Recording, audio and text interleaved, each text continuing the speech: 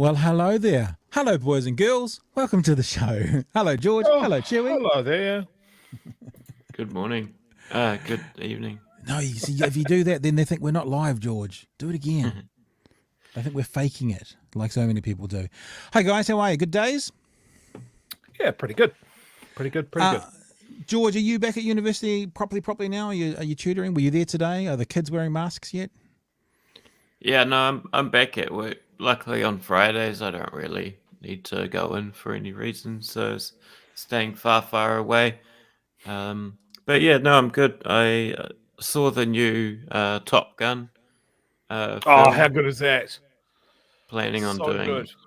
Saw it a Tuesday more night. sort of formal, proper review of that at some point. But yeah, I enjoyed it. Yeah, it was a good time. Did you feel the need for speed whilst you were in there, and did you then ingest that speed, or was it I more of a thought kind of cannabis movie? I thought that it was perfectly null of meaning. I mean, it's basically the first movie, and I Yeah. don't mean that in Plus a a little bad bit way. of Death Star. Yeah, Plus a little bit of destroying the Death Star thrown in there. No, it was good. I had fun. Yeah, definitely. Oh, very good. No, I haven't seen that yet. So that's at the movies. Yeah, I haven't been to the movies. I haven't been to the. I think I went to the movies in the gap between COVID Mark 1 and Delta Dawn when it came in, like that gap that we were all living like COVID didn't exist here in New Zealand. I think I went to the movies in that period, but really I've probably only been to two movies since pre-COVID, so since 2019. Been to, but seen lots obviously here at home. I've been to two movies in the past month, and Oh, that's wow. probably more movies that I've seen in the last year in the cinemas. So I know those guys have been doing it tough, and it's certainly weird to be sitting in a room full of other people at times. Yeah. It's still a little bit unnerving for me, Yeah. I mean, I'm dealing with the public in my job, but it's definitely in groups of 2 to 3 people. You're not sitting in an auditorium with like 50 to 60 other people. And I'm heading up to Wellington to see a band play on Monday, and I'm like, oh my God, this is the first time I've gone to a concert in fucking years now. And I'm usually one of those people to be out the front row, on the edges of the mosh pit and pushing people around and stuff like that. And I'm like, I don't know. I think I'm going to hang out at the back this time. Yeah. Yeah, well, and I mean, you've talked about like the cautions you've taken around COVID and being sensible. Well, I went to Russell Howard when he was in Dunedin, but that wasn't really a jump around gig sort of thing. But speaking of movies, I think that's the 27th of May, and as we all know, on 27th of May was the release date of Obi-Wan. Yeah, see, now I'm not real big on Star Wars. No, not much at all.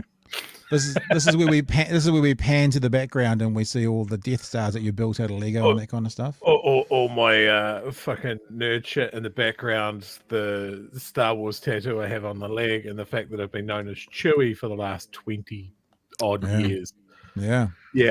Yeah. So actually, the first 2 episodes released today, and had a really good afternoon of getting prepped for tonight's show. So I had a couple of hours spare this evening and went, I'm going to watch it. And so released today, I've already watched the first 2 episodes, and as did you, Chewy. We could give it a couple of minutes now before we get into things. What do you think? It's so fucking good. I'm fizzing. Fizzing at the bunghole. To see more. I love the fact that they got Hayden Christensen back as Darth Vader. That's happening at some point. These Star Wars shows just look so good. The way they're doing their special effects, the way they're diving into characters that have been in the cartoons more than the movies. I think they do really good job. So yeah, that and the trailer for Andor, which is the next series, again looks really good. So as I was watching it, as I watched this a YouTube channel called Corridor Crew. Corridor Crew do special effects. Yeah, and since started to, it's a little bit like watching Penn and Teller, and Penn and Teller say, if there's something on the stage, it has to be on the stage for the trick. It's there for a reason. So some of the magic kind of goes away. Watching the Corridor Cruise when they talk about the light emitting from the saber and it having to light up the wall, and in the 70s it was all flat, and now there's, so it's kind of, it's both helped and hindered me looking at special effects. But I tell you, in that movie, you'll know the television, you'll know the bit I mean, Chewie, and it's no spoiler.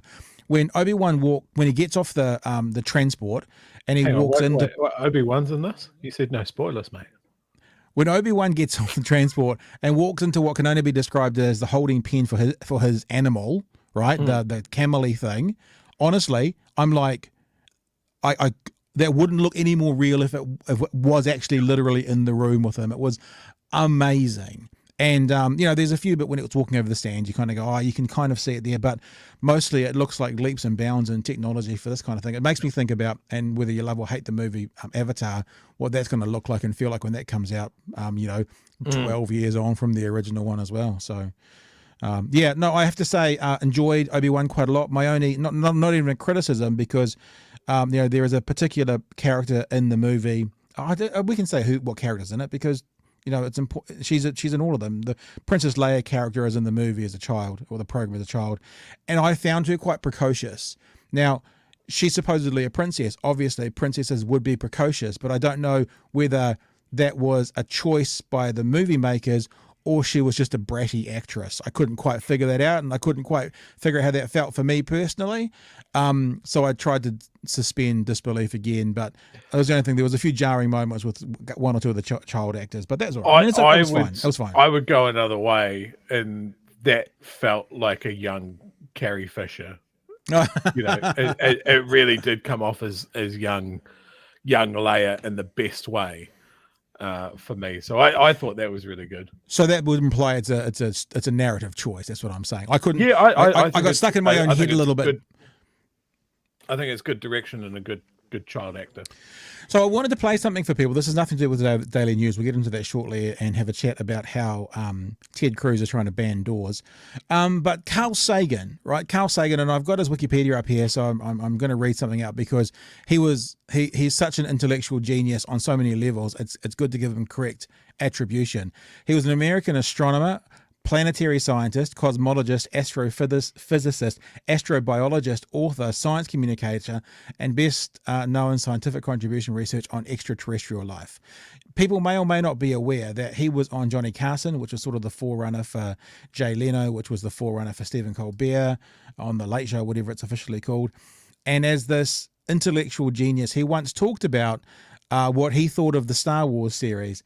And as someone who obviously had a lot of insight and thoughts around extraterrestrial life, it was quite interesting to hear what he thought of Star Wars. My sense of them is that sort of the 11-year-old in me loved them, but they could have made a better effort to do things right. A lot of different aspects of things. There's Star Wars starts out saying it's on some other galaxy, right? And then you see there's people. And starting in scene 1, there's a problem because human beings are the result of a unique evolutionary sequence based upon so many individually unlikely random events on the Earth. In fact, I think most evolutionary biologists would agree that if you started the Earth out again and just let those random factors operate, you might wind up with beings that are as smart as us and as ethical and artistic and all the rest, but they would not be human beings. That's for the Earth. So in another planet, different environment, very likely to have human beings. Are you saying on another galaxy, it's not possible that there could be... It's extremely unlikely that there would be creatures as similar to us as the dominant ones in Star Wars. And there's a whole bunch of other things. They're all white. The skin of all the humans in Star Wars, oddly enough, is sort of like this. It's Lando. And not even the other colors represented on the Earth are present, much less greens and blues and purples and oranges. They did have the scene in Star Wars with a lot of strange characters. Yeah, but none of them seem to be in charge of the galaxy. Everybody in charge of the galaxy seemed to look like us. And I thought there was a large amount of human chauvinism. And also, I felt very bad that at the end, the Wookiee didn't get a medal also. All the people That's got fair. medals, He's and the making Wookiee good had been in points. there fighting all the time. He didn't get any medal. And I thought that was an example of anti-Wookiee discrimination. So there you go. So Carl Sagan, funny, having a funny moment, but obviously, as you said before we started, Chewie, you want to steal his lunch money after that conversation. Yeah, part of me wants to wait in the car park for him. It is interesting, though, that I think about Guardians of the Galaxy, and the only way they allowed Chris Pratt to be the Chris Pratt character in there was he had to come from Earth. I wondered if this kind of conversation was happening in that sort of thing, because I don't think there's anyone else in that program that looks like humans. I don't know if there are or aren't, but who aren't from Earth. So it's kind of what he's saying. If you're from a different planet, you're going to look pretty different. But anyway. I also find it interesting that a lot of the criticisms that he said about the end, about everybody being white and everybody being human in the later movies and certainly in the TV shows now, they have done some effort to fix that. There's a lot of, as some of our counter pundits say, wokeness going on. There's more fish people and there's more women. Let's have a chat about news of the day. And obviously this, the shooting in America is still probably the biggest news story in the world at the moment. Still conversations that are going on. What's happening now is we've had a bunch of the politicians, especially the politicians who are on the conservative side of things, who like to invoke their gods into this, talking about thoughts and prayers and everything's okay. But now there's a little bit of pushback coming, going, well, it's all good. In fact, we played that clip on the first night when you were with us, George, from Steve Kerr, the basketball coach, which everyone's seen that clip, right? And he actually basically, he doesn't say fuck your thoughts and prayers, but he basically says, I'm sick of your thoughts and prayers, because it's like, it's enough. That's not going to solve the problem here anymore. We need to do something. So Ted Cruz was bailed up by a reporter. Now, the reason I say a reporter, actually, it's probably the wrong way around. All the other ones are reporters. He was bailed up by a reporter, because the reporter asked him questions, and asked him questions around what he was going to do about what he was going to do as a senator about what was going on. And it didn't end all that well for Mr. Cruz. There are 19 sets of parents. But he starts off with the thoughts and prayers who are vibe. never That's where he gonna get to starts. kiss their child goodnight again. Is this the moment to reform gun laws? It's easy to go to politics. But it's important. It's at the heart of the issue. I get that that's where the media likes to go. No, it's not. It's where many of the people we've talked to here like to go. The proposals from Democrats in the media, inevitably, when some violent psychopath murders people. A violent psychopath who's able to get a weapon so easily.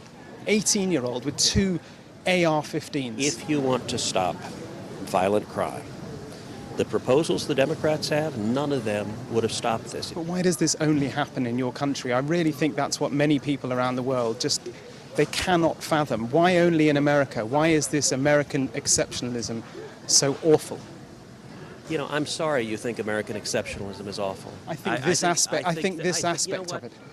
You get your political agenda. No, it's honestly, God love you. Senator, it's not. I just want to understand why you do not think that guns are the problem. Why is this just an American problem? It is just an American problem, sir. Mr. Cruz, why is America the only country that faces this kind of mass shooting? But you can't answer that. You can't answer that, can you, sir? You can't answer that. Why is this country? Why is it that people come from all over the world to America? Because it's the freest, most prosperous, safest country on earth. It may be the freest. It may be the most Why popular. are our kids dying in school? Wow. So there you go. Wow. As we say, a bit of journalism there, asking the question. Oh God! Certainly not used to being nailed to a post like that, is he? He was trying to shimmy out of there as fast as he could. Yeah, but we talked about this the other day, and like respectfully to any other reporters out there, I'm not a reporter, I'm not a journalist, I'm just a dude with a microphone. It's like the follow-up questions are so important. You don't leave this question hanging that doesn't make sense and go, nah, next question. Like I've been in interviews, conversations with someone where I've asked them the same question 6 times because they haven't answered it. And just keep going. So I want an answer to that question. I want an answer to that question. I want an answer to that question. You haven't answered the question. And if they get to the end and they say, yes, I have, and they haven't, you go, well, on the record, I don't believe you've answered the question. And then you can move to the next question. But yeah, it's frustrating beyond belief. And one of the things about, I guess, commercializing news is that the news agencies need to speak to Ted Cruz. They need to have him on so he has the power. Because if he doesn't come on when there's breaking Ted Cruz news, then another network gets him and then they get the ad spend. Yeah, they can't fuck him off too much. Yeah, so they can't fuck him off too much. You are exactly correct. And when you get someone from Sky News in the UK, they're like, no, you're nobody to us. We just want the answers. And that's the interaction you get. It's important also to remember, and the next clip I'm going to play for you echoes this, when he talked about what the Democrats were going to do, right, would not have made any difference in this shooting. In this clip, Mr. Cruz is talking about some legislation he tried to put through called the Grossly Cruz legislation. In 2013, I introduced legislation. It's called the Grassley-Cruz legislation. It was designed to take the guns out of the hands of felons and fugitives and those with serious mental illnesses. It required the Department of Justice to do an audit of every federal conviction to make sure felony convictions were in the background database. Now, just so we're all clear, that would not have stopped the shooting either. So we've got to be fair that if Mr. Cruz is saying that the people, the Democrats, none of their legislations would have stopped it, well, after he says that, he talks about his legislation, which also wouldn't have stopped it. The next part we're going to have a look at, and this is the part that's, I guess, doing rounds of the world, is how, when pressed on what do we need to do to help prevent school shootings, Mr. Cruz says this. Do you want to talk about how we could have prevented the horror that played out across the street? Look, the killer entered here the same way the killer entered in Santa Fe, through a back door, an unlocked back door.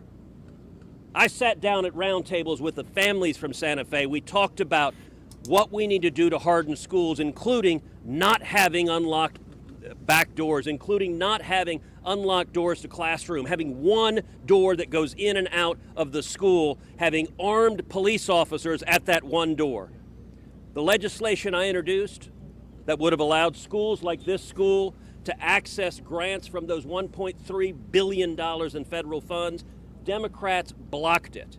So I got to tell you, I get tired of all the politicking. What happens every time there is a mass shooting? You have politicians, and we saw Beto O'Rourke today behaving like a peacock, behaving like a jackass at that news conference. I get that he thinks it's good politics, but the policies the Democrats are proposing, they wouldn't have stopped this crime or any others. They're not focused on stopping crimes. Their solution is to try to take away your firearms. Their solution is to try to take away the firearms of law-abiding citizens. And it doesn't work. If you want to stop crime, disarming law-abiding citizens fails 100% of the time. And Right. I've got one more thing to say about that fails 100% of the time. This is what we do when we're talking. Is that statement correct, or is it a pork pie? The only real research we've got in America is in 1994 when they banned assault rifles for about 10 years. Now, the research says there wasn't a big change. However, more recent research from some of the people who looked at the data from them say this. So Christopher S. Coper, Associate Professor of Criminology at George Mason University, was the author of the 2004 Justice Department study that found the law had minimal effect. Got that? But in a 2020 study, Coper said evidence suggested that the mass killings had increased after the federal ban on assault weapons expired. So it may not have made a difference during that 10-year to start with. That's what they thought. But once the 10-year ban came off, they increased significantly. Moreover, ironically, he says, or found, the ban may have been increasingly more effective towards the end of the 10-year period. The law's significant exemptions ensured that its full effects would occur only gradually over time, and those effects were still unfolding at the time it expired. So in other words, getting rid of the assault weapons in 1994 didn't really make a difference in 1995 or 1996, but as it got closer to 2004, which is, I think, was changing, the numbers were changing. If you look at it over the full 10 years, it doesn't look like it's very much, but it was starting to track down. And that makes complete sense, because if you can't now buy an assault weapon that you might own for 5 years, then in the year 1999, you don't have one that you bought from 1994. So there are fewer assault weapons out there. And so the research seems to be saying now that actually, contrary to what Mr. Cruz says, that if you remove weapons from law-abiding citizens, it fails 100% of the time. Even in America, there's evidence that status is wrong, let alone the ones we always hear about, the Port Arthur massacre, when all the guns in Australia went and there was no more mass shootings for whatever it was, 30 years up until very recently. So that statement is factually incorrect. You guys want to jump in? Not probably directly to that point, but the thing that I was thinking of today is how many things has Ted Cruz got wrong in recent memory, and is he at any threat of someone getting rid of him? How long's he got left on his term? Are you talking about? No, his entire state. Beto O'Rourke got quite close the last time they went at it. He still lost, but Beto was up there, was nipping So at his that's why heels. he's there saying Beto O'Rourke's being a jackass. Yeah, Because he's saying what the majority of people are probably thinking over there. And he's off the back of a scandal last year of dipping out on his entire state to go to Cancun. yeah. He both hated Donald Trump and then sidled up to him when he won. And did phone banking for him. Never forget that photo. Yeah, absolutely. Just weird shit. Because he was, I remember him going on the news and calling him a son of a bitch because he said something about his wife or something like that. And then And his father. He claimed his father was involved in the shooting of JFK. Son of Sam. Son of Sam. His wife is ugly, and his father was partly responsible for the murder of JFK. That's what he said about him. Yeah, and for your average person, surely you'd be going, wow, if someone said that about my wife, I certainly wouldn't be helping him out for at any cost. Yeah, there's definitely a hefty amount of cynicism and projection going on when people like Cruz are like, oh, they're just politicking, right? Why are they trying to bring politics into this? That's so strange of them. Yeah, how can we bring up politics at a time like this tragedy that's happened purely because of our politics in this particular country? It baffles me. It's offensive to me. Well, why is that offensive to you when you got a classroom full of dead kids? Why doesn't that offend you more? How do politics becomes such a dirty word in the American context as well because of that attitude that somehow we can't talk politics, and by politics, Cruz is trying to say basically like all beat off O'Rourke wants to do is campaign and get votes. Like how dare he try to affect policy change and build a political movement to affect that change. That's that's the sort of cynicism of Cruz's projection there. I mean, I saw the interview with O'Rourke after he got kicked out of that meeting, and with politicians, in a way they can be actors.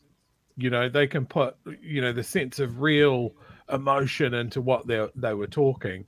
When I saw O'Rourke about halfway through, that wasn't affected emotion. That was pretty raw. And surely you see those two side by side. You go, one guy's pretending, one guy seems to be telling me the truth and seems to be a real thing. Texas is a weird place. It's very rural and very conservative in those areas. And then they've got some very, very big cities like Houston and Austin where they are almost democratic enclaves. And there's a lot of people there. Yeah. How many people are sitting on the fence going, well, maybe. Hey, there's one other thing that's quite important because we can't go beyond this fuckwits talking about banning doors. We haven't even touched on that yet. And I want to make actually quite an important point because, came through an open back door. Just lock it's like actually the truth is that's not a solution. Apart from all the rules and laws you'd be breaking around fire egresses and stuff, and if they're going to say, well, you can lock the fire doors from the inside, that means from the inside you can still open them and let people in. But this is the most important part that I think hasn't been talked about enough, right? So apparently locking doors, having security doors is all the answer. are you guys aware what happened in Sandy Hook? Right, Sandy Hook, the shooter at Sandy Hook, he left his shotgun in the car and he shot his way through, quote, a window next to the school's locked security door just after 9:30 a.m. So, I'm sorry, Mr. Cruz, but banning doors is not really going to work if you have fucking windows. Okay, so let's not throw the baby out with the bathwater here. You're going to ban windows now, Chewy. We need one locked door, okay? The whole school's got to go through the one door. And because we've identified now that windows are a weak point, we need to harden the target. Yep. We need to get rid of windows. Yep. We teach these kids in the dark. Problem solved. Don't need to ban guns. All good. Open carry all the way.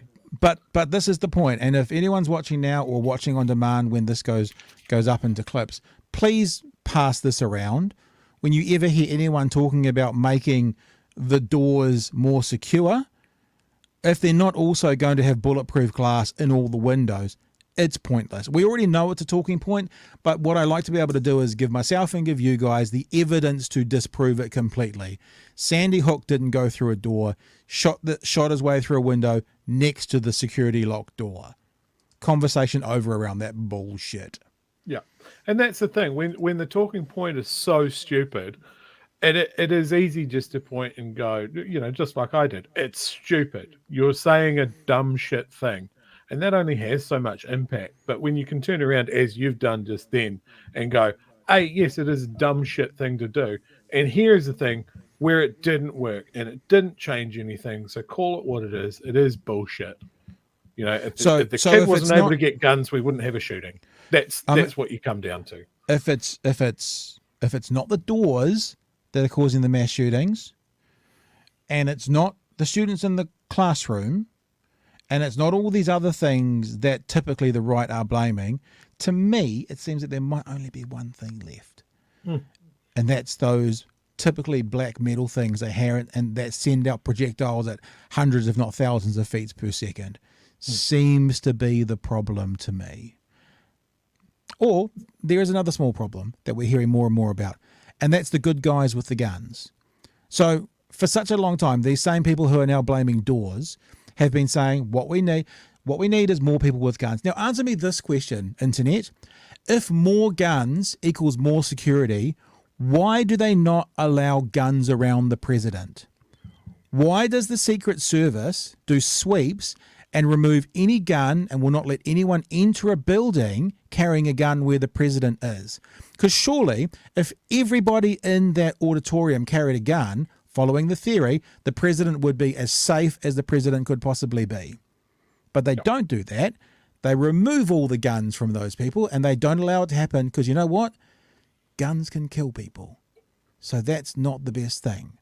But the other thing about the good guy with the gun, and we're going to watch another clip here, is of course we're now getting all the reports. And Chewy, this was your exclusive to our show last night, so credit where credit's due, but it's coming out more now, is that the police turned up, the guys that have a sworn duty to protect and serve, and they've got the training, and they've got the arsenal, and they've got the body armor, and they've got the cowboy hats. And look, the cowboy hats are white, and we all know that if you're wearing a white cowboy hat, you're a good guy, right? So they're the good guys.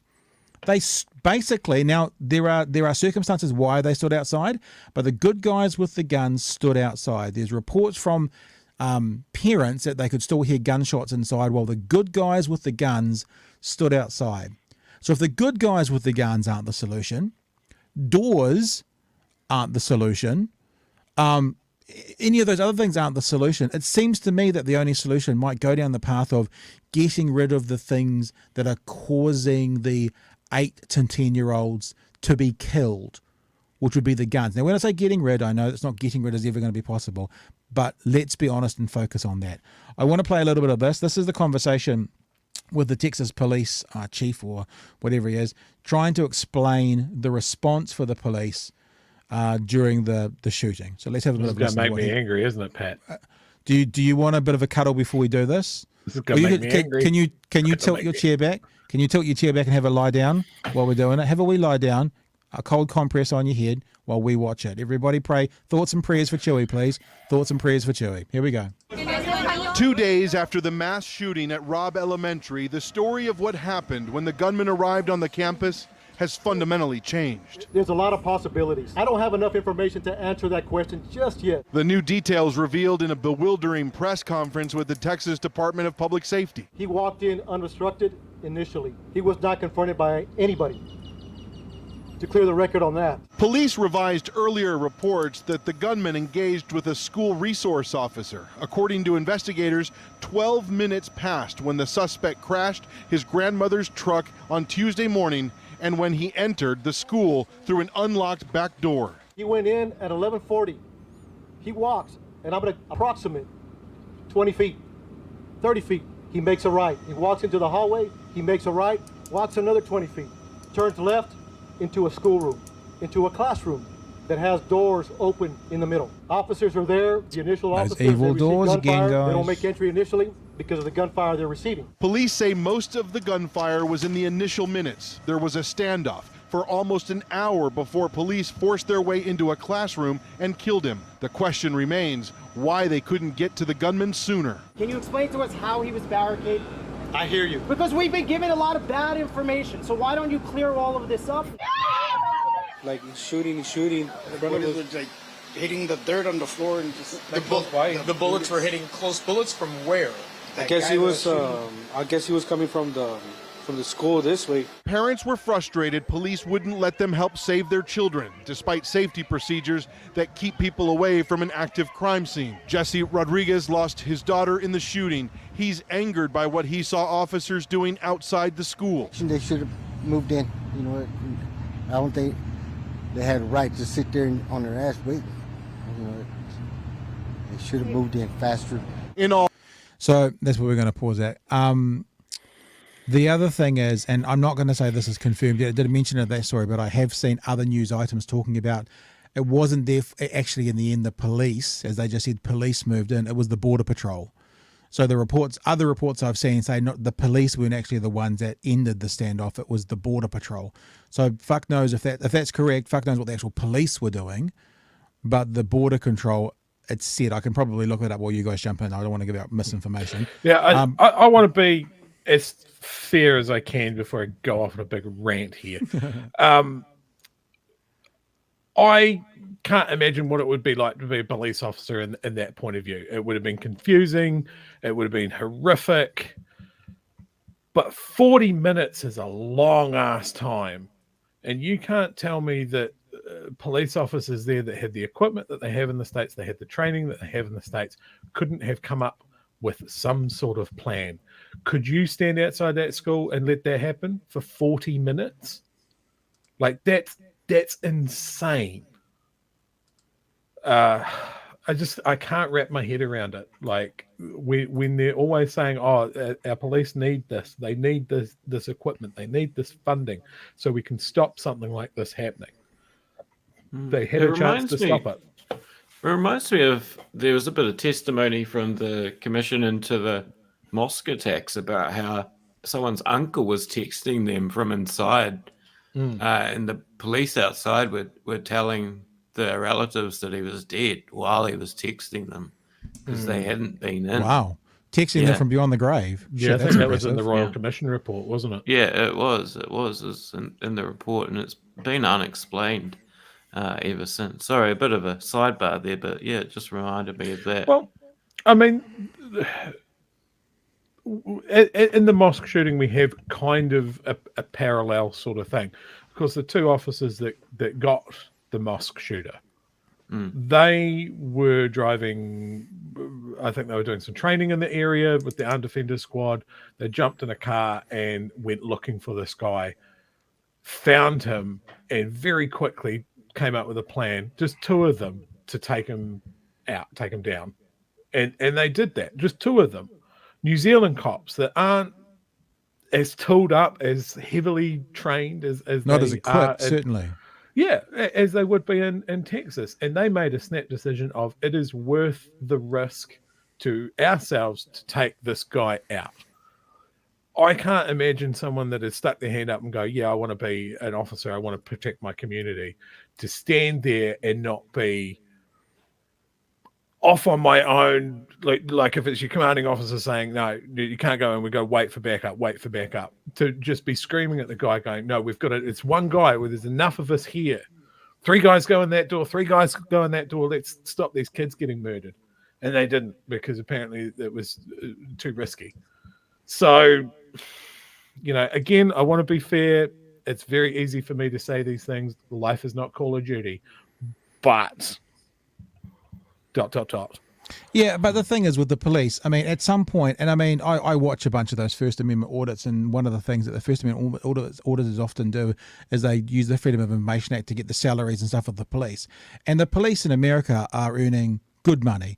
Low side $60,000, $100,000, $200,000, $250,000, and one of the reasons that police get paid so well in America, certainly in most of the parts of America that I've seen itemized, is because, like, I was talking to my kid the other day about in the old days when there used to be garbage men, standing on the back of the garbage trucks and having to run across the road. They used to get paid like double or triple times the hourly rate because they had danger money because of what they were handling and where they were. It's one of the reasons in a dangerous job you earn more money. It's one of the reasons those guys go and do the crabbing things in Alaska and they make 50 grand on a 6-week trip because there's danger money because it is the deadliest job in the world.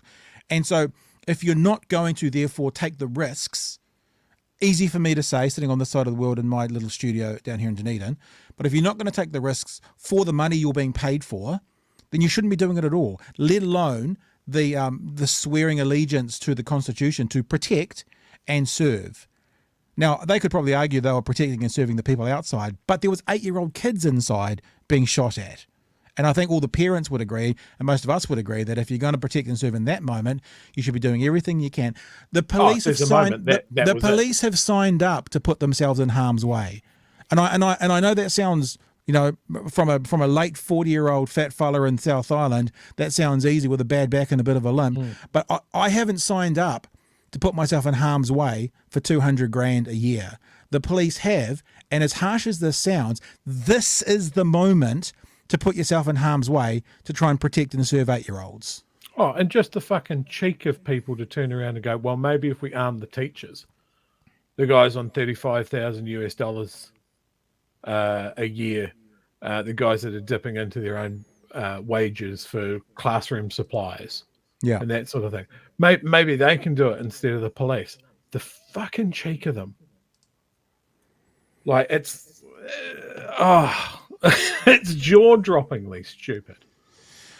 And as you probably saw, I popped it up while you were chatting. When I say confirm that, it is reported that the border agents are the guys who actually ended up getting the shooter, not the local police. So fuck knows what the local police were doing at that point. Probably this is another thing. Time I'll go, yay, the border patrol. Thank God the border patrol was there. Another thing about law enforcement in America is how diffuse and sort of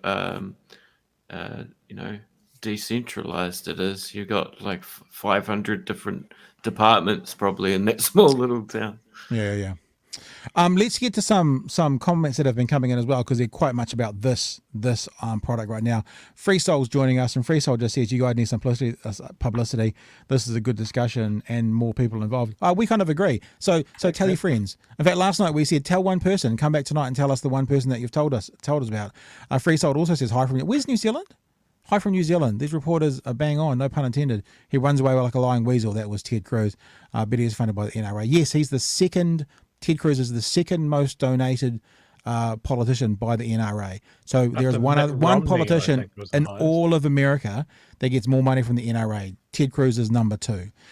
Meadows says schools must become prisons. Simple says if they follow this logic, their schools will end up at high security prisons. We talked about that last night, putting up the list of things that were suggested, including armed perimeter guards at a school. Simon says you guys should look up the Sacha Baron Cohen where he convinced his congressman to have a program to give guns to the kindergarten. Yes. It's amazing how many people could be duped into that. Yeah, and he has hand puppets with guns coming out of them. I've seen that one. That was his US show. Simple points out as well, no guns allowed at the NRA conference, which is kind of hilarious. That's where I heard the thing about the Secret Service as well, because Trump's going to be there. So no guns are allowed in the conference of the NRA. But hang on, that means the NRA is less safe than it could be. About the police officers taking so long, apparently they were waiting for the mobile donut truck to turn up. And Ayrton also says, US police clearly need more and better training. They clearly don't trust the training they currently have, as so many resort to deadly force in even the most minor altercations out of fear of life. Yeah, that's true, actually. So when deadly force is probably an appropriate level to go to, they don't do it. And when it's not an appropriate thing to do, they rip into it.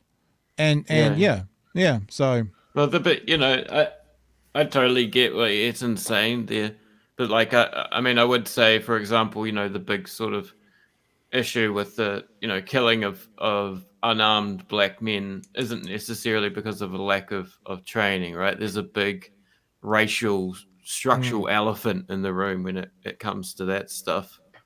That wouldn't necessarily be solved by better training, and the fear of life is one that people like Tucker Carlson sort of contribute to. Well, this comes back to the core issue that we've all been talking about here. Police training over there is really focused on, you've constantly got to be ready for someone to pull a gun on you. It could happen at any time. You're a target, all of this sort of thing. Why are the police not going, actually, yeah, we'd like less guns to be in the community so we can be safer and do our job better and not go to work fearing that someone's going to blast us over a traffic stop or something like that? I find it amazing that they go, hey, look, our job's so dangerous. It's not that dangerous in the scheme of jobs in the US. I think someone in the chat mentioned that it's 22nd most dangerous job over there. But if that's such a big factor on how they do their job and the risks to their officers and that sort of thing, where's their voice?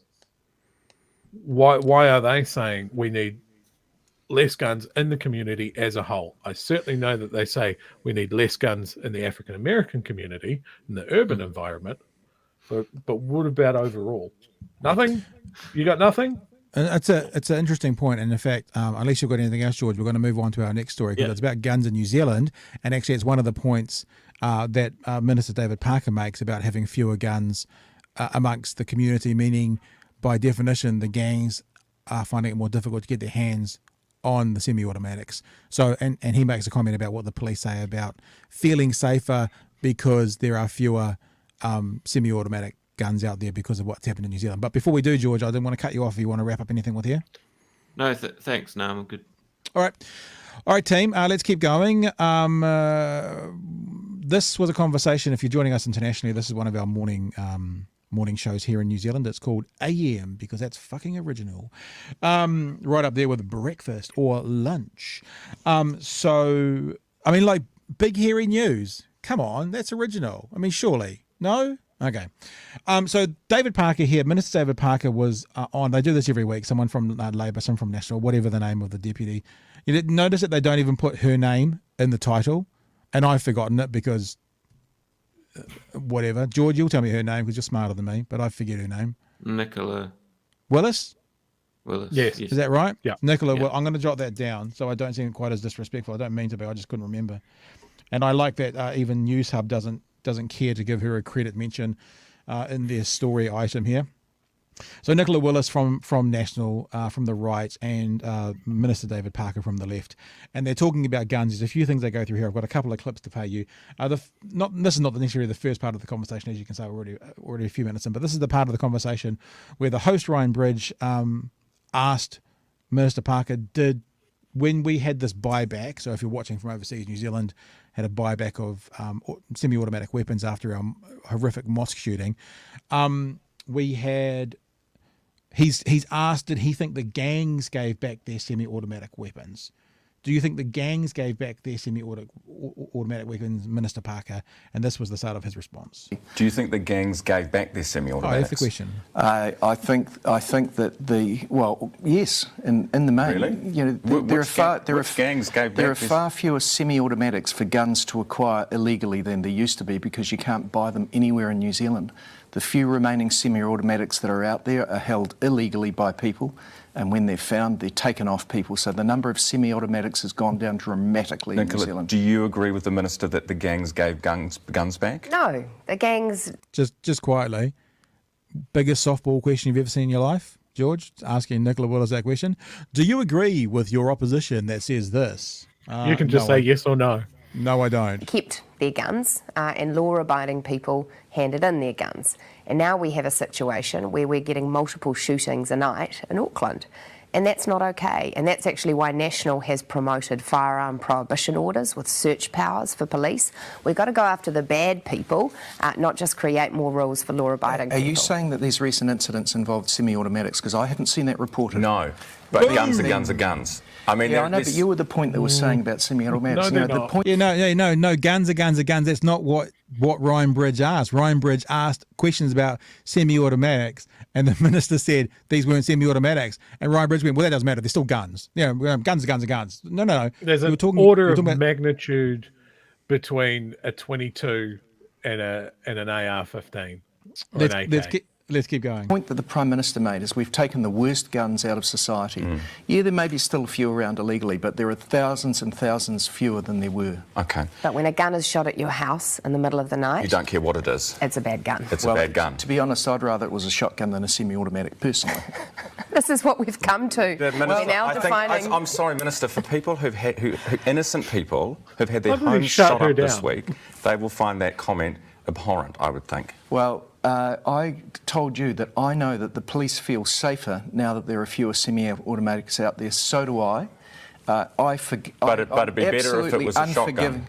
I'm absolutely unforgiving of any illegal activity, especially with guns. But I do make the point, as the Prime Minister made, which is where this started, that we are better off as a society because we have banned and got rid of just about all of those semi-automatics.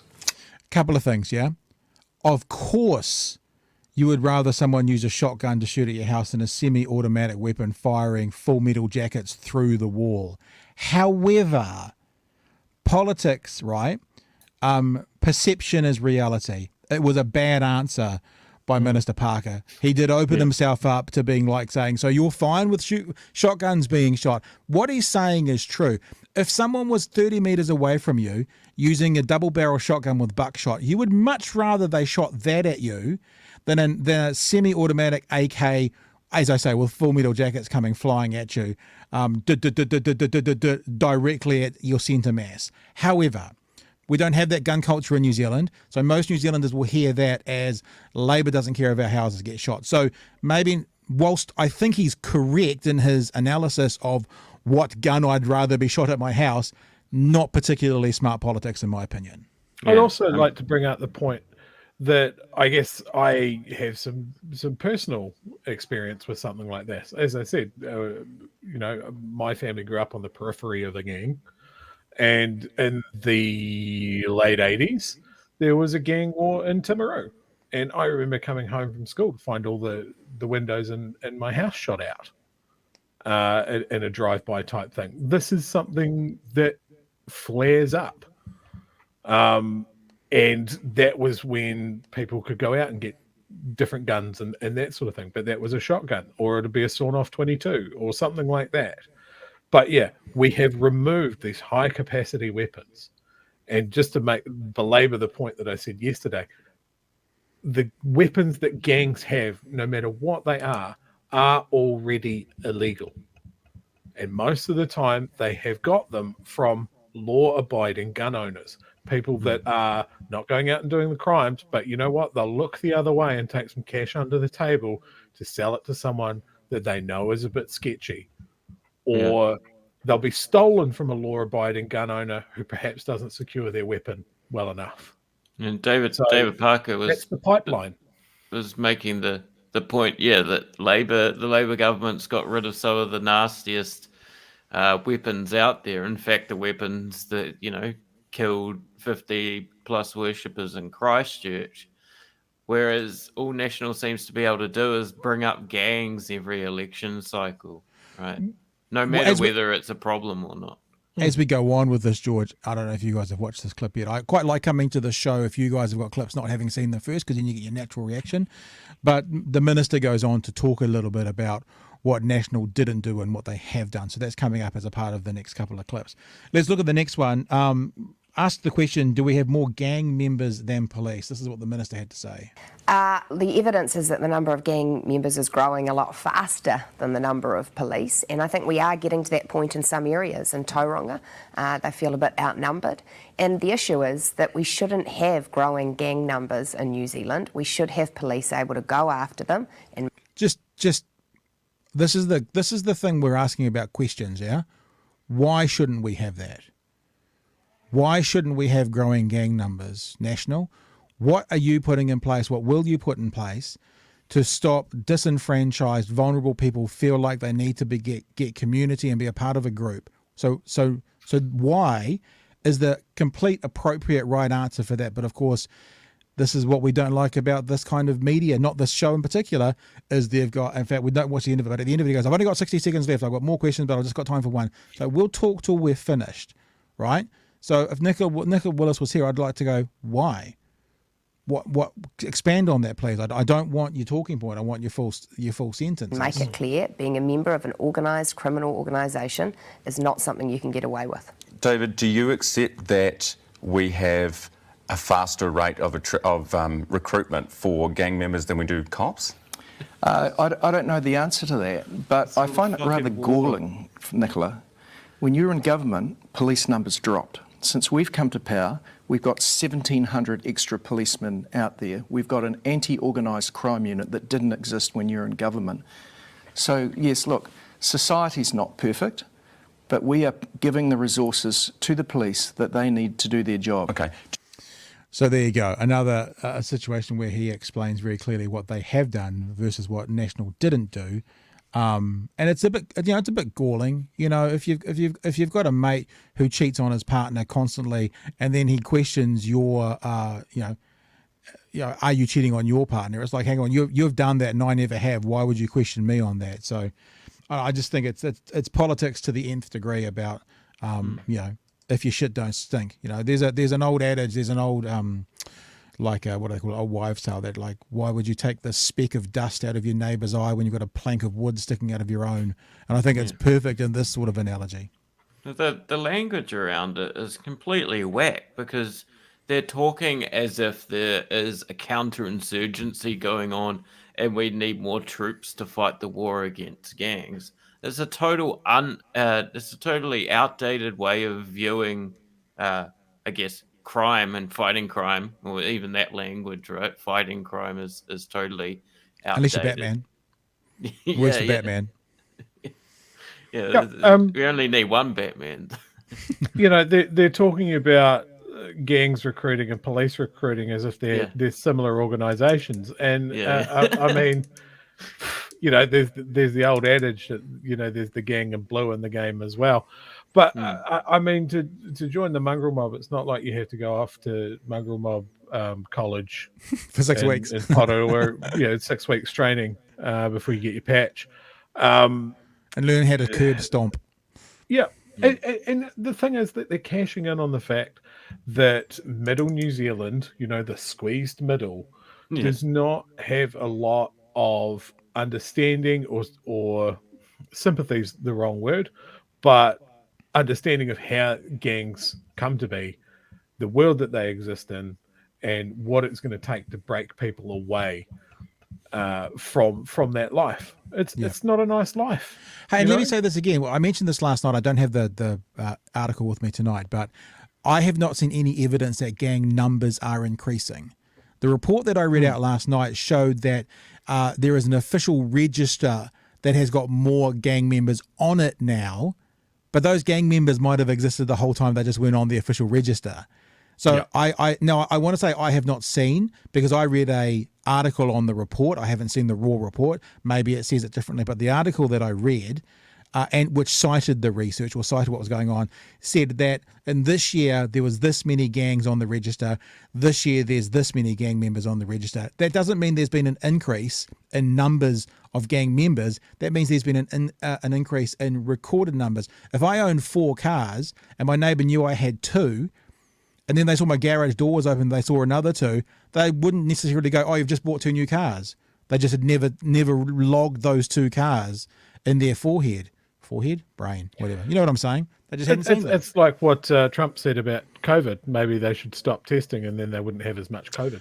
Yeah. Let's do the last part of this clip from this conversation this morning. They were talking about more about gun violence and this idea of warrantless searches, which raises all sorts of... I mean, it's funny that the party of freedom and the party of liberty and those kinds of guys want to take liberty away to be able to kick down anyone's door when they think there's a reason to do it.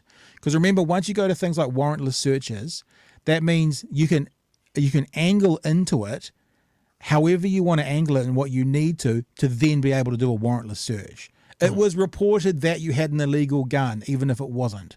So we've just got to be aware that when you give up that security that all of us have, even if you don't think gangs should have it, but all of us have, then the idea of having warrantless searches becomes an issue. And I'll say again, if it's about gangs, then you've got to answer the question, well, what's a gang?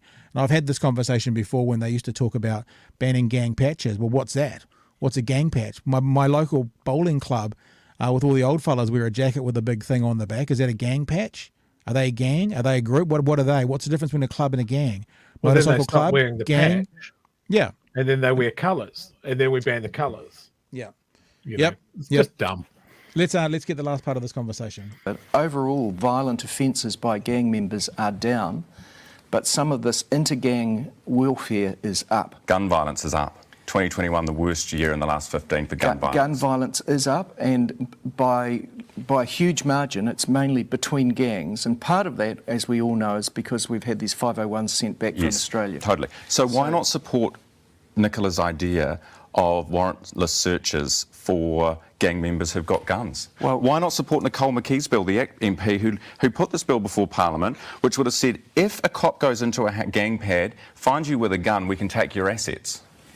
Well, there's more than one question there. We actually have introduced firearm prohibition orders so that gang members, can't legally get a gun. We've also changed the law to make sure that if a gun is found in gang premises, you can charge everyone, rather than everyone denying, saying it's not my gun, and therefore no one being able to be charged. Now, if you're in a premises or even a vehicle where there is a gun present, everyone who is around the gun can be charged in respect of that gun, rather than everyone denying responsibility. So we have toughened up on gun laws. Ryan, the truth is, this government is soft on gangs. My colleague Simeon Brown introduced a bill to Parliament which would have banned the government from providing any funding to gangs. And Labor opposed that bill. This is the same government that gave $2.75 million to the mongrel mob to run a drug rehab program. The audacity of that, when you dropped police numbers and didn't have an anti-gang unit. We've got both. I just can't know how you can stand up and say that. And the gangs are worse, and you've denied the extra powers for the police. Okay. Like, even there, we could break it down. The gangs are worse. What does that mean? What's your, we say this all the time, George. I love speaking to my lovely friends from America who go, we're the number one country in the world. We're the best country in the world. And what's my response every time? What's your metric for that? Explain to me how you've come to that conclusion. Gangs are worse. Nicola, what's your metric for that? Gangs are worse. And I doubt there's an answer, but there is a headline and there is a talking point. And, we said it the other night, I think it was with Mr. Seymour, they're the gang's best friends, the government's friends with the gangs, national, soft on the gangs. So this is the talking points that you'll hear continuing to come along. Go, boys, if you want anything. Yeah, it goes hand in... Sorry, Drew, just quickly. No, go for it. The militarization of the police that we've talked about in America over the past few nights, some of our viewers brought up, that they buy surplus material from the military, and that, this is, definitely a phenomena of the war on terror and sort of a paranoid security state. I think we see the same sort of police state tactics, the same sort of surveillance state tactics as, the Uruia raids that we had in New Zealand, when we start to talk about warrantless raids on people's homes. Right? That's a really good point. We've seen, New Zealanders have a tendency to go to think of, it won't happen here and that sort of thing. But we have seen police overstepping their mark in New Zealand with their surveillance of environmental group, anti-racism groups, as you said, the Urewera raids and that sort of thing. We've seen them be given an inch and take a mile. And that was investigated and prosecuted down the line for years. So, yeah, I think ACT and National running down the garden path and saying, we're going to give them the chance to do warrantless searches is just mental. I also think this idea, the carte blanche idea of don't give money to gangs, for example. Now, I'm not saying that I think we should give any money to gangs that they want, but what I want my government to do is spend smart money. Now, there may be a situation where the best way to address an issue, like, for example, there was a gang leader in Waikato who was brought by the government to Auckland to try and convince the gang members in Auckland to get vaccinated, because it was best to hear that from within the gang to try and help the gang members understand that it wasn't going to harm them and it wasn't a government that they distrust or a system that they distrust. It was actually going to help them and help their whānau and help those around them. So I'm always a little bit cautious. I mean, I'm not saying that I'm like just freely go with whatever. To do a carte blanche, we will not give money to gangs. At some stage, what if that was the best outcome for society for issue X? What if a gang decided that P was no longer the way they wanted to go? Or whatever. So just making those carte blanche statements in the long run, I mean, you can deny money to gangs on every occasion, but making a carte blanche political statement based on getting votes and as a kind of trope to your base that we will never give money to gangs, I actually think is really stupid. And I think it's really unintelligent politics. The thing that the 2.75 million that she mentioned that the government gave to the mongrel mob, that's complete bullshit. It was an independently run rehab centre that, yes, was for mongrel mob members, but I mean, isn't that a good thing if we're trying to get mongrel mob members? What's the alternative? Like stoned up, peed up mongrel mob members out on the streets? Is that a better outcome? That's what what National's advocating for. They've always been against, harm reduction, right? They've always been against those sorts of programs. As I said yesterday, these guys are outlaws. They live on the outside of society. They're not going to listen to a traditional authority figure. They are going to listen to one of their own. They're going to listen to someone who's had the same life experience as them. They're going to listen to someone that looks like them. And if you can get that influence, the money that went to that program that she's talking to that was given to the mongrel mob, it was given to get people off P, and it was a proven program. They'd done the research, they'd pitched their case, and that was a transparent thing. And I remember National and ACT jumping on that straight away, going, they're funding money to the mongrel mob. But of course they were watching the program to make sure that it was an effective use of their money. Of course they were. I've got a question before you go on, George, because we've got a handful of people watching us right now. If we had telephone lines right now, people watching, you'll have to mention this in the chat. If I had a telephone number into the studio and I said, why don't you give us a call and tell us what you think about it in the chat, tell us, would you call us? Would you call us and join in? Because this is a soft launch of this show that we're doing. We've been doing it for a couple of months, and we're thinking where to go to next. I think we quite like the evenings, don't we, George? Have we decided that? We quite like doing it in the evenings. It feels like quite a good time to chat. But if I had a phone number for you to phone that you could then join in the conversation with us, would you join in the conversation with us? 0800 80 1080, it's News Talk ZB. Yeah, no, I'm saying, I'm interested to know if you guys watching would. Hello there, Pat. First time caller. Long time listener. First time caller. Sorry, George, you're important.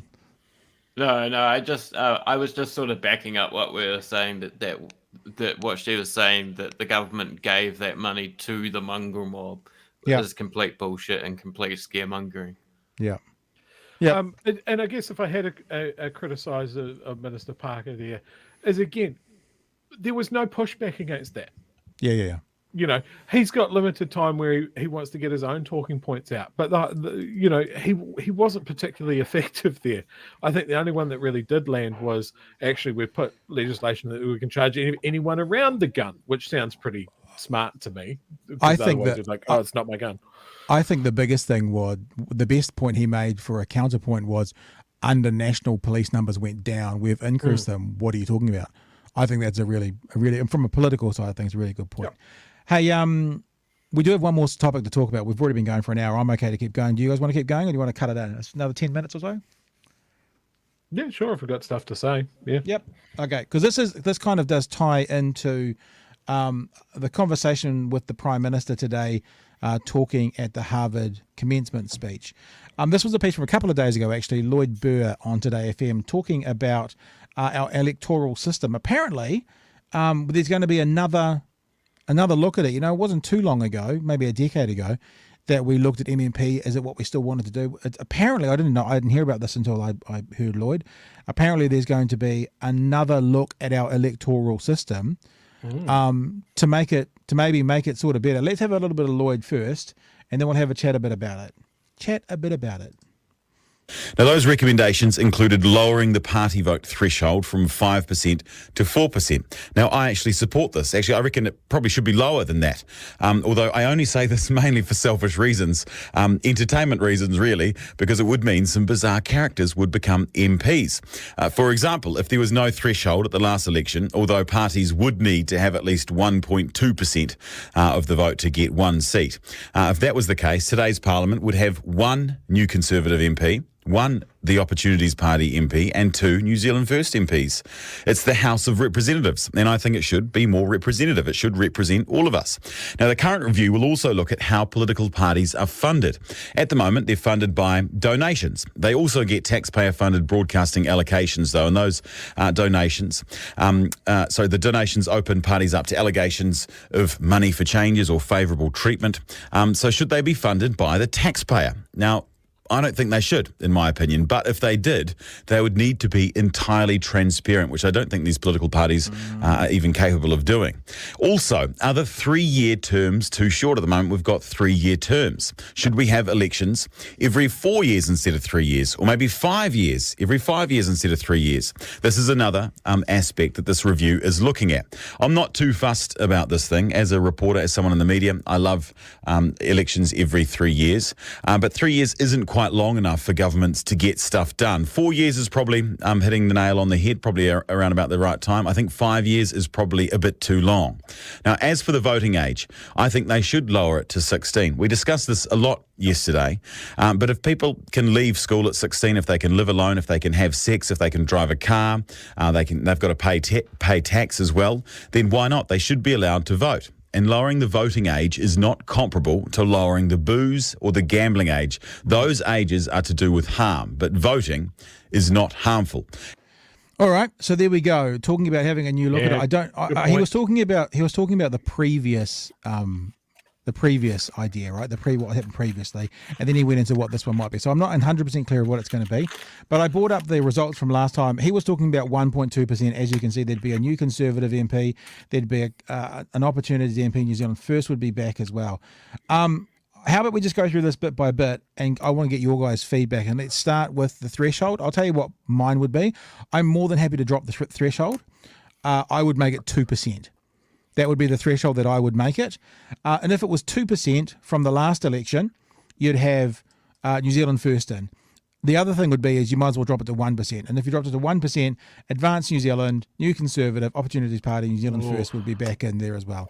So I like 2% myself. Going back to is this the year before? Is this 20? Oh, yeah, this is 2017. If it was 2%, you'd also have in the Opportunities Party. From then, if it was 1%, you'd have the Opportunities Party and you'd have the Māori Party. The year before that, so the election before that, if it was 2%, you would have the Conservative Party in at 3.94. If it was 1%, you'd have the Conservative Party and Internet Mana Party getting in. Anything you guys want to share on the threshold? What would you do? The bitchy part of me wants to go anything to keep New Zealand First out, and also that absolute rogues gallery of little fractured Conservative parties. But I can't have my cake and eat it too. So it's one of those things. I don't think adding more representation to our Parliament is a bad thing. Yeah. Do you have a number in mind if you would? Certainly not 1%. I'd say Right. I'd say 2. Yeah, I'm happy around 2. I mean, if it was 2 or 3, I mean 4, it might as well stay. If it's 4, it might as well stay at 5. I wonder if you looked at since the 90s, if you went back over all of the years they've been, would 4% make any difference at all? I mean, the Conservatives got 3.97, so 4 wouldn't have worked for them either. So if you're going to make a change, it's like we talk a lot on the show about meaningful changes and things. If you're going to make a change, make a meaningful change. I think maybe 3%. I'd be happy with 2%. That was where I was kind of sitting. What about the voting age? For me personally, might go against the grain. Maybe okay, boomer. I think 18 is just fine. I wouldn't lower it to 16. I think 18 is a good age. But then you can also ask the question, maybe some other things like driving and that should it be raised? I reckon let them do all that cool age shit, like have sex and drive cars and stuff, and they can do the boring voting stuff when they turn. No 18. thanks. I can't have that marijuana cigarette. I have to vote. People in the chat are saying, by the way, 3%, 4% for their thresholds as well. Keep going. Yeah. Look, I'm strongly in favour of lowering the voting age. Again, I don't think adding more people to democracy is an inherently dangerous thing. You'll have a lot of kids that won't give a shit. They probably don't give a shit at 18 either. But there are a lot of kids at 16 that are very politically aware. They're aware of the world that they live in, and they have absolutely no say in it. They pay taxes for their jobs. They're in an education system that is incredibly reliant on the government of the day, and they're staring down the barrels of living in a world that's absolutely ravaged by climate change, and they see their governments doing nothing for years and years and years. So yeah, I'm very strongly in the camp of yes, if 16-year-olds want to vote, let them vote. I'm looking at Stats New Zealand page here, right? I'll bring it up. I don't know if I'm quite reading this correctly, but it seems that if you like how many population by age group, how many people is 0? It's about 300,000. It looks like if you go 5, it's all about 3 or close to 300,000. So, and I'm assuming that's not, or maybe it is 15 to 20. So 15 to 20, yeah, it's got 15 dash, hasn't it? 20 dash. So 15 to 20, there's about 300,000 people. So if you average that out, that's 5 years, that's 60,000 per year. So that'll be another 120,000 voters if it went to 16, give or take, according to how I understand what that says. So 120,000 more voters, could that make it, you know what it would probably do? It would probably make a pretty big difference to like the Green Party and progressive sort of politics, I would think. Well, I mean, you'd think about that. And I think if you are at that age and you are politically motivated, there's probably a good chance that you're going to be on the left. But there's also going to be a big chunk of the people at that age group that are just going to vote the way that their parents do. Vote how daddy does. Yeah. Yeah. And look, that happens at 18 and 19 as well. You know, some people never changed their position from what their parents voted. It depends on how they're brought up in that. But I think... you know, the habit of voting and being involved in our process, if you can start younger, then it's more likely to stick. If they feel like they're invested in that whole process, they're more likely to keep doing it. And that's got to be a good thing, right? More people voting. Yeah. Crazy says something interesting. Wasn't there a recent article that said those who vote in their first election after turning 18 were more likely to continue voting in subsequent elections? So make the first one compulsory. I don't agree with making the first one compulsory, but I think voting should be compulsory. I think that what we want, I think that it should be compulsory, but on the ballot there should also be a none of the above option, which means you could come in and go, I don't want to vote, but here is my vote. It's for none of the above, or I'm choosing not to participate. And alongside that, there'd have to be a better way to do it. And I don't buy this whole we can't do it on the internet and stuff, because we've got IRD numbers on the internet, we've got bank account numbers on the internet, we've got all these things that are on the internet. We could absolutely have a portal that's open for the week before the election, and we could just vote on the internet with an app. And I think that's I'd like to see it be compulsory like it is in Australia, but also it's also about 1,000% easier to vote. And I think you would get better representation and more participation then, in my opinion. I mean, with the more recent changes of being able to do advanced voting like a week before the election, again, making it easier to vote, to have polling places in shopping malls and supermarkets and schools and stuff like that. You know, it's the opposite of what they do in the States, where they've made it harder for people to vote. Well, Let's harder make if it harder if you're a minority, but easier if you're not. Yeah, absolutely. Or you live in the wrong part of the country. Yeah. Or, make it easier for people to vote. Let more people be able to vote. You get a more representative democracy is the game. That's the whole aim. Simon says something interesting, and I don't know if you're saying this, Simon, but I'll read it at this. Simon says maybe lowering voting age for local council elections. I guess Simon's not overtly saying this, but what I read into that is it's a bit of a test case. Like if you made it 16 for local body, see if there was participation, then you could graduate to national. Perhaps. God, that could potentially change councils quite a lot because, you've seen the stats on local body elections, right? They are heavily skewed old. A boomer. Ratepayers organisations and that sort of thing. And so we end up with some very, very conservative councils. Yeah. And very risk-adverse councils with very tight wallets. Yeah. And that causes heaps of problems. Very quickly before the last question about this, a term. I quite like a 4-year term. I think if Labor had a 4-year term this time, it does feel like everyone's always chasing their tail a little bit. They kind of get in for the first year and they're blaming the previous government.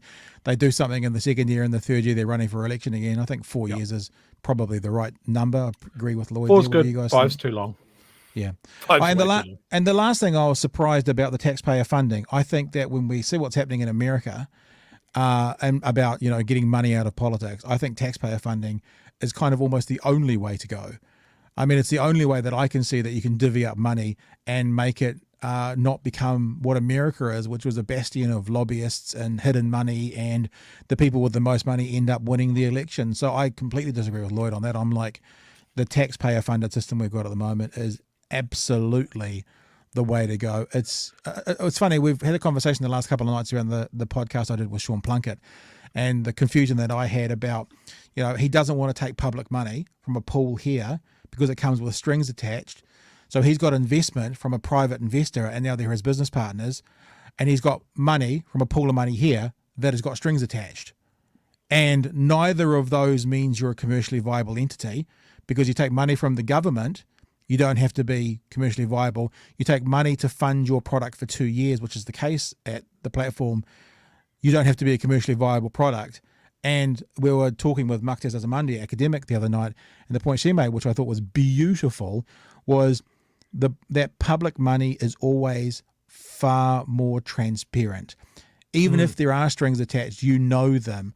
Whereas private money and, the billionaire class, not that that's the platform, but whatever, that can just all be a handshake behind closed doors. You never know what the things is because you don't have to know because it's private business. So actually there's something about transparency that comes with public money as well, which I think for elections is kind of a really good place to be. Yeah, because with the state you're accountable. With the state you're accountable to not only a bunch of people who have the means to fund you, but to a body of people who vote. Do you know what I want to do? If there is a beautiful millionaire watching us right now, why don't you get in contact? Because what I want to do is I want to start a competition on this where you phone up the platform and see how long you can last on it and how many fucks you can say. Because that's one of their strings attached from their investors, that they don't want swearing on the radio. And so this bastion of free speech will ban you if you swear on their platform and you won't be allowed back. So I want to run a competition and like at the end of every week, give away like $500 or $1,000 or something. And for the person who can send us the phone call that got the most fucks going to air on the platform, that would be my dream. So if someone wants to fund that sponsored product, happy to do it for a month. You get that. What do we reckon? $2,000 it'll cost if someone wants to pick up on that. That's 4 weeks of $500, and we'll do every Friday night. We'll replay the calls with the most fucks and that make it to air on the platform, just to mess around with them a little bit because it's kind of hilarious. So there you go. You got to be tactical with that. Sometimes it's tempting just to get the call through and just go fuck. But I think if you can string the conversation along longer, like I have very strong opinions on Labor being, of course, soft on gangs. And really believe that Christopher Luxon is the way forward for this fucking country. You got to be tactical. I was just thinking, and so, I don't mean to offend anyone by saying this because I know Uncle Tix. I've podcasted with him. He's a great guy, but Uncle Tix would win every week. because he'd find out they wouldn't hang up on Uncle Tix because there's a reason all the swear words are coming out. And there you go, Uncle Tix. It's $2,000 in a month if we can get some funding to run that competition. All right. Anything else you want to wrap up with? Are you going to watch Obi-Wan over the weekend, George? You going to try and find that in there? Yep. Yeah. I'll watch that over the weekend. It's a big motorsport weekend as well, so I'm very excited for F1. that. Where are they? So this weekend we've got IndyCar? Formula One in Monaco. Yep. We have the Indy 500 with Scott Dixon, a Kiwi, on pole.